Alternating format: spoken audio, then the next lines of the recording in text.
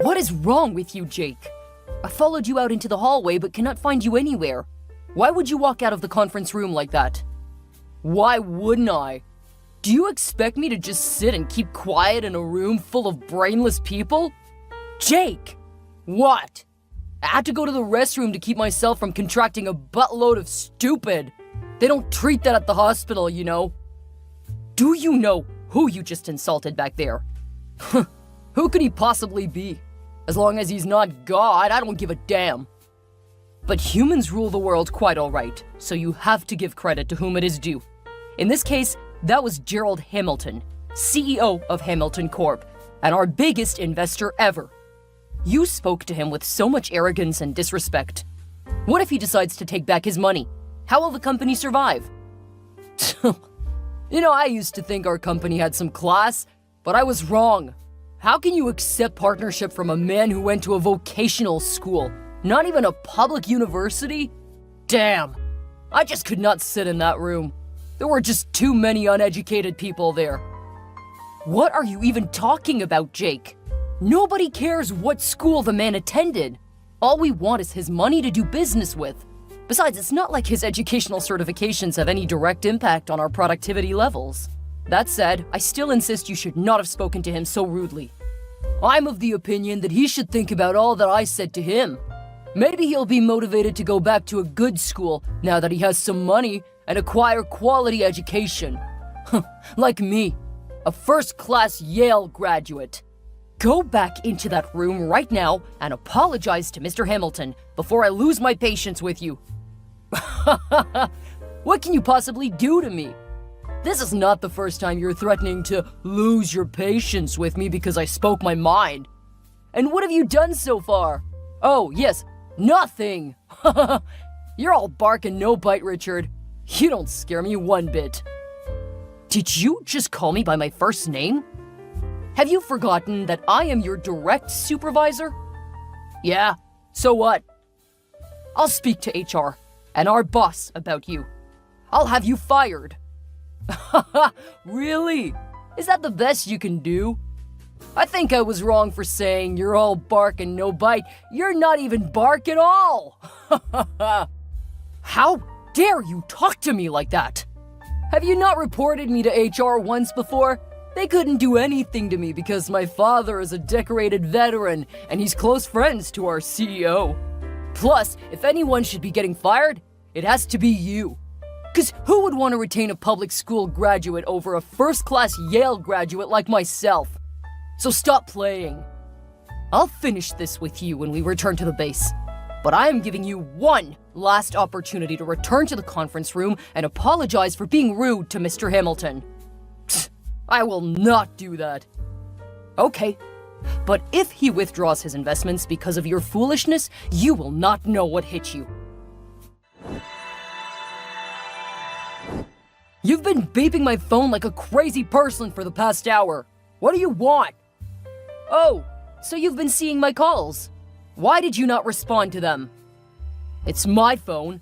I decide when and how I want to use it. So what do you want? I received a complaint from Miss Anderson that you tore up the 10-page action report I asked her to submit to me this morning. Is that it? Ugh. Please move on to the next person. I'm definitely not your man. Then you went ahead to sit in her chair and delete the files from her computer? It was not my fault she left it open on the monitor. I just couldn't stand the sight of the nonsense she had drafted there for you. Totally unprofessional. You should be glad I saved you the stress of having to read that first grader's doodle. What the hell is wrong with you, Jake? Must you be a pain in the behind all the time? Why would you ruin her report? Are you her supervisor? SMH.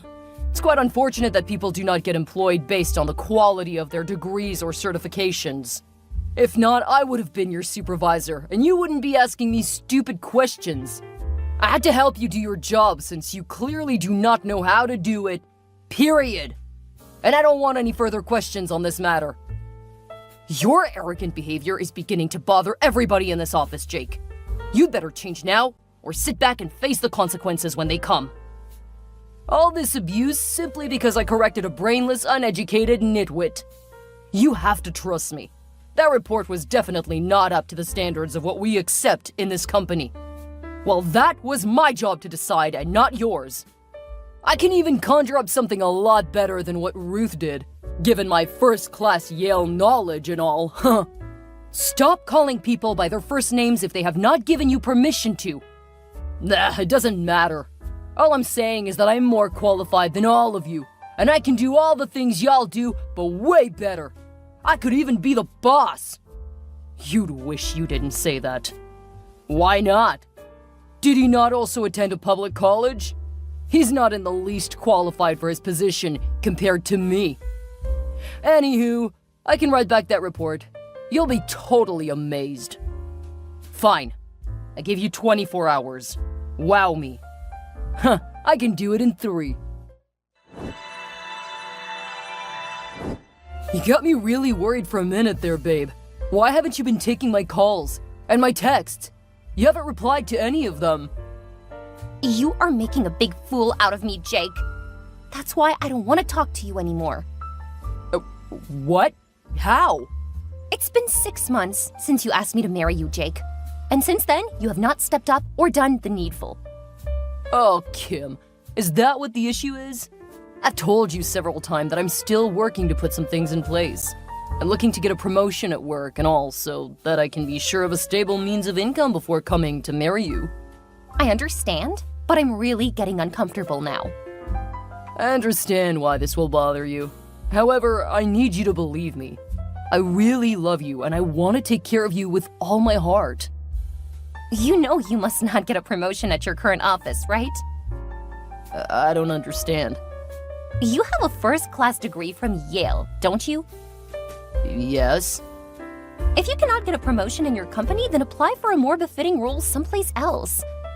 I just can't wait for you anymore. I believe I have to explain to you why I cannot do that. My dad got me this job with his connections, and now that he's sick, it would be foolish to leave job security behind and go in search of greener pastures and uncertain places. I am this close to getting a promotion here. It wouldn't take so long before I'm able to make all your dreams come true. I promise. It's obvious you don't love me anymore. You'll just sit back and watch my parents and siblings ridicule me. My younger sister got engaged months after I did, and guess what? She got married yesterday. Ugh, I've told you to stop comparing yourself with others, Kim. It's not a healthy trait. How can I, when my mom thinks I'm waiting endlessly for a man who'll never come? My father even asked me to throw my toy ring away. Oh, I'm so pissed right now. I'll make it up, I promise. Don't promise. Just come. Come and make your intentions known. We don't need any more money than we already have. My parents are rich enough to set us up on something for life.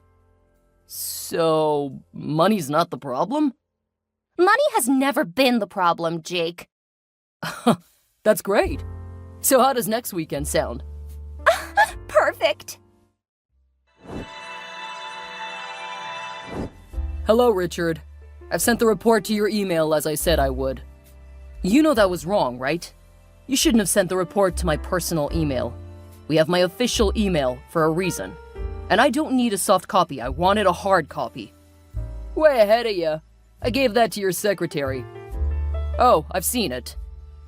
This is some clean job for a first-class Yale graduate. I don't know if that was meant to be a compliment or an insult, but you can say it again. I'm the best at what I do. Huh. I clearly overrated you, Jake.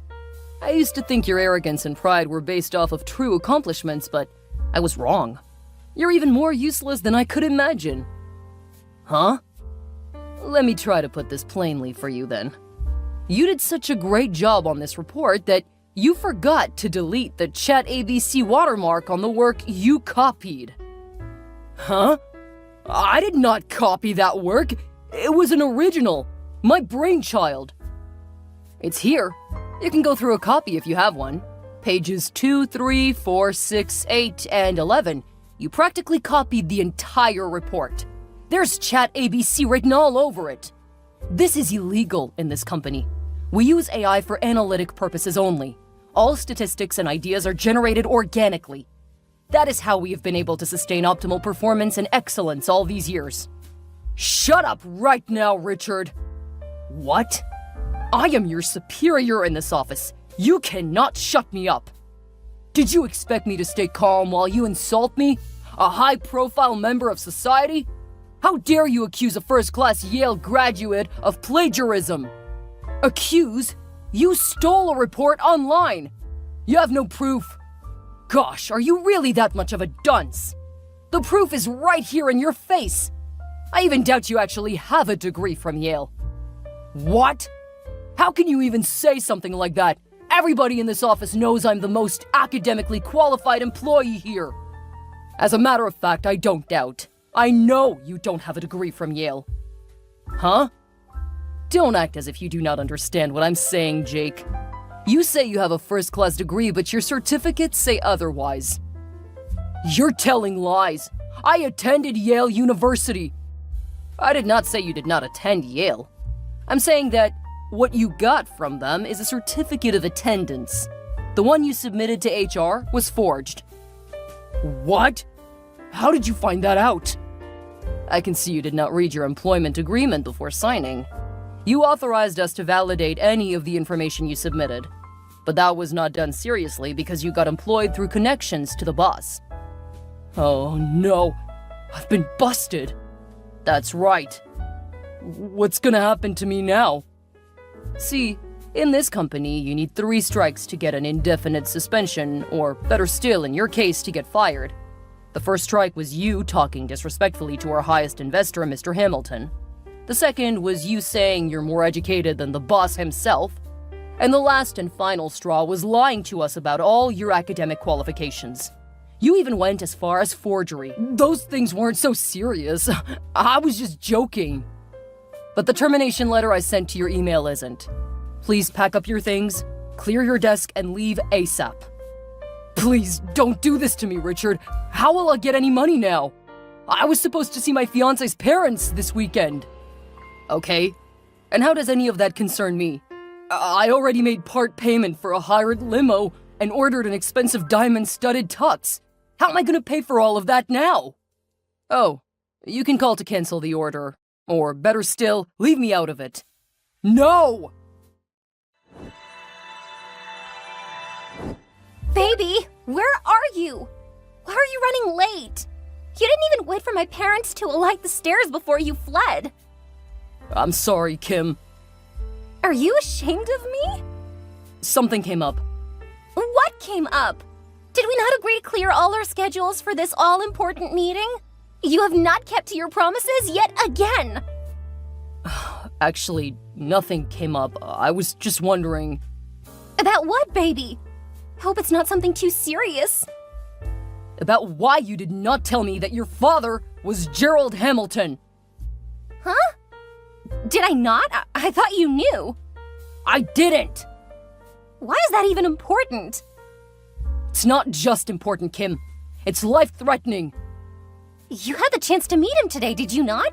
But you just ran away like a coward. There was a good reason. Well, tell me. Remember that day I told you that I roasted one of our uneducated investors for bringing up stupid ideas? Yeah? The guy should totally reinvest that money in some quality education. That man was Gerald Hamilton. What? How dare you talk to my father like that? You will pay for this! I didn't know! This should teach you to be respectful to everyone you meet because you would not know who is who! Please forgive me, Kim. I'll come back in and apologize to him. I'm really sorry. There's no need for that now! Our engagement is off! Oh, don't do this to me, please! How will I get any money now? I just got fired yesterday! The entire universe seems to be against me now. So you really only wanted me for my father's money? No! Yes. I just need some money to pay up for the limo I hired. The limo isn't yours too? Who are you? Maybe next you'll say you didn't actually go to Yale. The money is not that much. It's just $1,000. You are simply unbelievable. Please don't dump me, Kim. I have a bright future ahead of me. You could be a part of it. I'll get some guards to see you on the way out. Word just got to me that you're in the premises, Jake. And more than that, you're sitting at your former desk and trying to access the computer. Yes, but it's kinda not working. Did someone change the password? It would be great if you could tell me the new one. Huh? Are you playing a trick on me? I thought I sent you a termination letter. We no longer want you in this office. You are going to be revoking that letter today. Who are you to tell me what to do? It's either you're just plain dumb or clueless, or both. How can you return to an office you were sacked from not up to a week ago? Do you have no shame? A man who is broke cannot be talking about shame. I need money to sort out some of my bills. That's why I came back. I actually made some calculations and figured that one day of work here equals to $100. I need $1,200. So if I work from Monday to Saturday for 2 weeks, I'll have that amount. Your stupidity nauseates me. I'll be working for 2 weeks? Then thank you. You're not going to be working here. Get your things and leave this place peacefully, or I'll call security. If I were you, I wouldn't call security on me. Why not? Because I'll expose you. Expose me? For doing what? Figuring out that you forged an important document? I wanted to keep your little secret and let you roam free like nothing happened earlier. But if you overstep your boundaries, I promise you I'll report you to the relevant authorities and have them punish you as is deemed fit by the law. You won't be doing that either, Richard. It is said that everyone has a skeleton in their cupboard, right? Well, I found yours. You do not know what you are talking about. I am a man of integrity, and I do not misbehave. What if I told you I have a picture of you making out with Miss Anderson? What? Why will I want to have anything to do with her? She's my subordinate, and it is against work ethics. Golden Reed Hotels, 3rd floor, room 303, 13th of August, 8 p.m. That was my wife! Gosh, you're a creep! What were you even doing snooping around in my business by that time of the night? Oops, I thought it was... She really looked like... Hell no! I have to call the police right away. At this point, I'm positive I have a real nut job on my hands. Creepy junkies like you deserve to be confined to a psychiatric ward, and not in the real world with real people. No, Richard, you cannot call the police on me. You thought you could blackmail and defame me, right? Have fun answering to all your crimes. Security! After being escorted out of the office premises by security, Jake's life took a dramatic downturn. He was left with no job, no fiancé, and a tarnished reputation. With the termination letter still in effect and his return attempts thwarted, Jake had a frustrating life ahead to face. First, the company launched a thorough investigation into his claims of Richard's alleged misconduct. However, with no concrete evidence to support his accusations and his own dubious background, Jake's claims quickly crumbled. In the following weeks, Jake's fraudulent degree from Yale University came back to haunt him. Yale University confirmed that Jake was never a graduate of their institution, and this revelation led to serious legal troubles for him. The company filed a lawsuit against Jake, citing forgery, false claims, and attempting to defame Richard as their grounds. The court proceedings were long and arduous. Jake hired a lawyer in an attempt to defend himself, but the overwhelming evidence against him left little room for maneuver. Ultimately, he was found guilty of forgery, false claims, and attempts at defamation. The court ordered him to pay a substantial fines totaling $100,000, reflecting the seriousness of his actions. In addition to the financial penalties, Jake was sentenced to 3 years in prison for his crimes. And in the end, the once egotistic first-class Yale graduate was serving first-class time behind bars.